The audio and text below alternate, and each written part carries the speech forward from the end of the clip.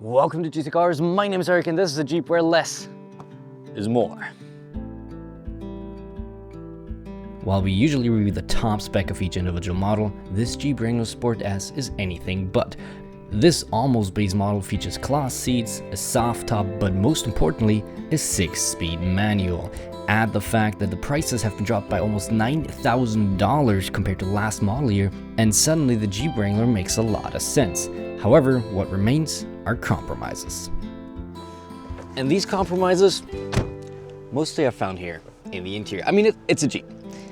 They're never the nicest ever anyway, but this being pretty much a base model with a few things on top, you gotta expect a lot of plastic, right? This door, cheap plastic with a little bit of soft touch material, which isn't even leather up top. Otherwise, throughout the cabin, you'll find plastics, and that's kind of mostly it. Got a few cloth materials, which are actually fairly nice looking. Seats are cloth, heated, ventilated, because we have a package, which I'm gonna put on right away, just as we have a heated steering wheel. But the seats, overall, I would say, are comfy, and I don't mind the materials. Yes, it's not the nicest, and for the same price of money, if you just want to go for a regular SUV that's not a Jeep Wrangler or Ford Bronco or anything, sure, you can get a lot nicer, but you are still trying to get a Jeep here or a Bronco, which means you will have to make some sacrifices to get all the mechanical bits that you're still getting here.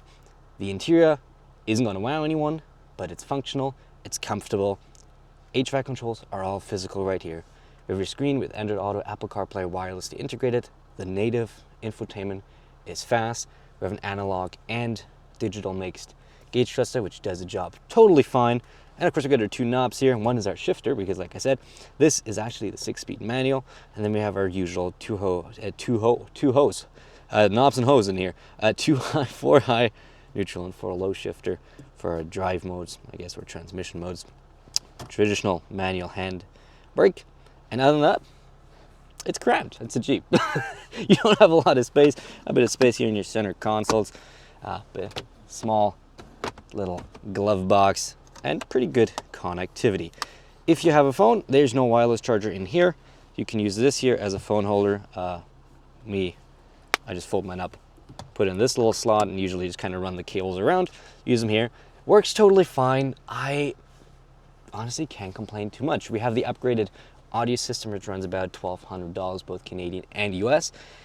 And I think it's worth it, because this is a Jeep with a soft top. It's loud on the road, and the new sound system does definitely help kind of breach through that and give you still an enjoyable listening experience, even out at highway speeds. Now, if you move further to the back, getting in and out is a pain. Actually, getting in and out of the front as well is a pain. I'm 5'7", I'm not super tall. Like, I'm just gonna demonstrate to you, because these are obviously manual seats, right? If I'm gonna get out, I first have to like kind of cram myself in around here, and then slide over these tubes and steps, which honestly, don't get them, they're $800, but they just make getting in and out of it more tough than it needs to be. And so it's very cramped, but getting into the back, once again, also very cramped. But once you're there, it's actually fairly comfortable. There's a good amount of legroom, good amount of headroom. And because there's pretty much nothing on the sides, there's no like trim or any like door handles or really anything, right? It's actually fairly spacious. That's probably the most spacious seat in terms of like shoulder width and all that you're gonna find in these cars. So I'm quite happy with that. However, once you go back to the trunk, you're gonna have to deal with 12.9 cubic feet of space as is, and just a bit over 31 cubic feet of space with the second row folded. I actually have the second row folded right now, because fitting all of our camera gear that we use for these videos is already enough, and that's only 4 bags and a tripod, to really fill that up, because that tailgate comes in a little bit. So I wasn't quite comfortable with slamming the tailgate into the cameras, so it was just easier for me to fold down these second row seats. And of course, because we got the soft top, as you've seen, first of all, you can remove individual parts, you can remove the side windows, either or. You can remove the back window, and, well, if it's nice out, which it really isn't, it's November in Canada, but screw it, you can just unlatch these, and then this guy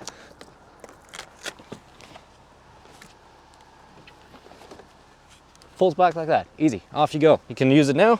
You can fold it all the way back if you want to remove everything else. But yeah, that's pretty neat, and I think with that, why don't we hit the road? All right, out on the road, there's no sport mode, but we get traction control off first gear, and we're just gonna launch it and see what happens. We're in 2 high, because I don't want to put too much stress on the forward system here. So I've not launched this yet. We'll see. I'll just dump it at like 3.5. That worked.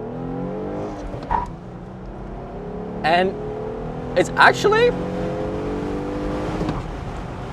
surprisingly zippy. But, that's not really why you buy a Wrangler though. That's not at all why you buy a Wrangler. So let's put on the traction control back on. And audio-wise, honestly, it doesn't make a big difference if we have this roof up or down. Like this thing is super loud all the time thanks to the soft top. It always sounds like a window's open. So yeah, we're just gonna enjoy a little bit of our wonderful 5 degrees Celsius. It's like 50 Fahrenheit maybe. November Canadian weather. So in this Wrangler Sport S, we have the 3.6 liter naturally aspirated Pentastar V6, which produced 285 horsepower and 260 pound-feet of torque, which honestly is fine up top, but down low this thing is totally godless. Like unless you're in the above 2,500 RPM, you will not go anywhere. And this is probably the first car, first manual in many years I have driven where I actually have to drop gears on hills, or we have to drop gears on the highway if I want to overtake someone. So right now I'm in fourth, I'm going 70 kilometers an hour, and I'm full throttling. So I got to drop gear into third, and now we got a little bit more torque, a little more power to get out of the hill so I can go back into fourth. So you got to work around it, but having the manual, you get to shift a little more. I mean, that's not really too bad. I don't mind it too much. Just don't expect this to be powerful down low. But like I said, once you're up in the ref range, this thing actually gets pretty zippy. Like right now, it picks up power pretty well.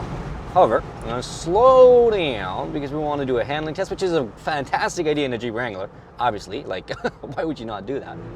Gonna keep her in too high, obviously, for that. Third, let's get her into second, little ref match downshift. We're gonna take it easy though, all-terrain tires. Okay, never mind. A little understeer there, but that does well. Traction control killed us a bit going into that corner. It's totally fine, whatever. Like, you're not gonna handle this around corners, but what this actually is surprisingly better at than most other Jeeps I have driven, meaning the Rubicon and the Mojaves and all that, this thing doesn't wander out on the highway. Finally, like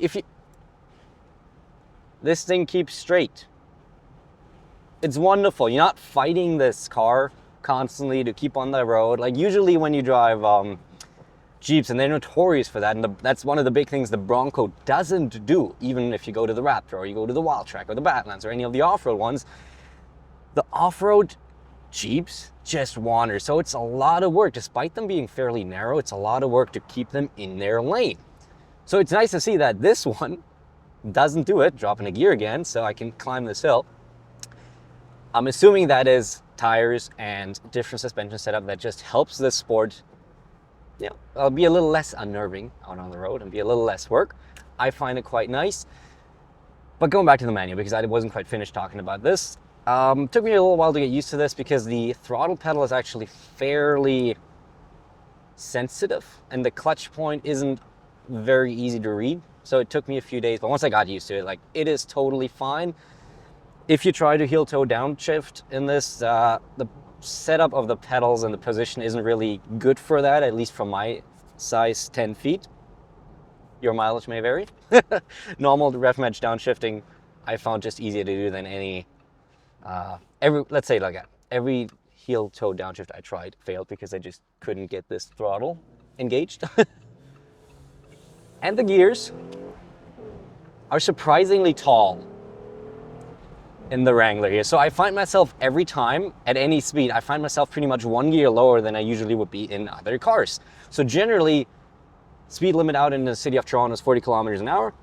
It's about maybe 28 miles an hour. So by that time, I can just start being in fifth for most cars.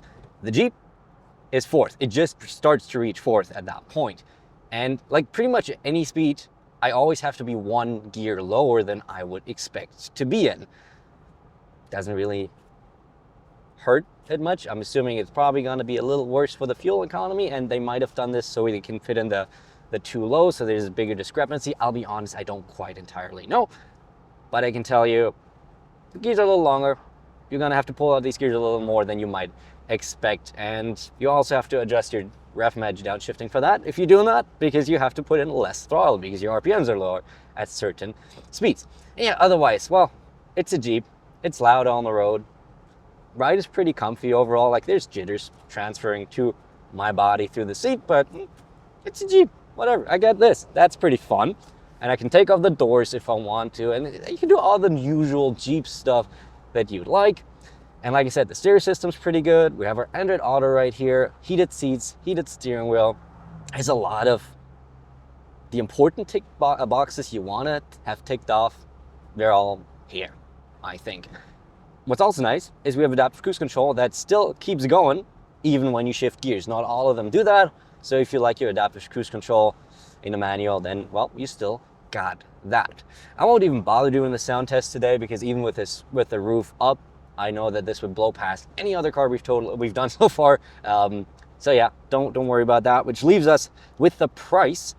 And like I said in the beginning, they've actually reduced prices on these quite significantly, about $9,000 less, for example, in Canada for the Sport S here, which is basically the bottom trim entry-level Wrangler with a minor option here and there.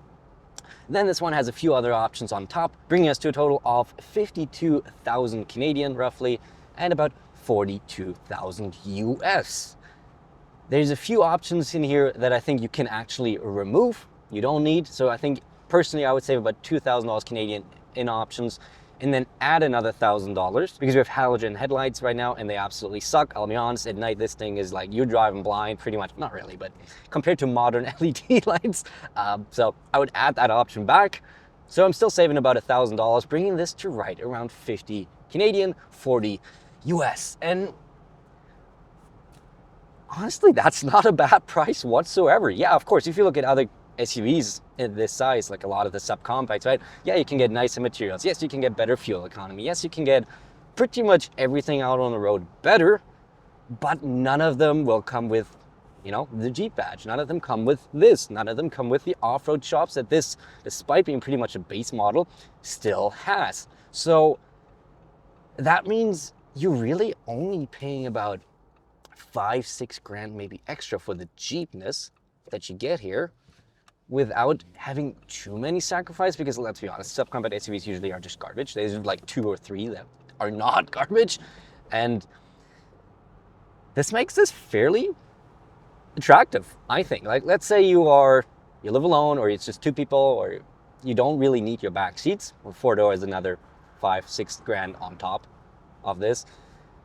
Then this could be quite fun. Maybe you live in a warmer climate where you can do this more often, or you can take off the doors.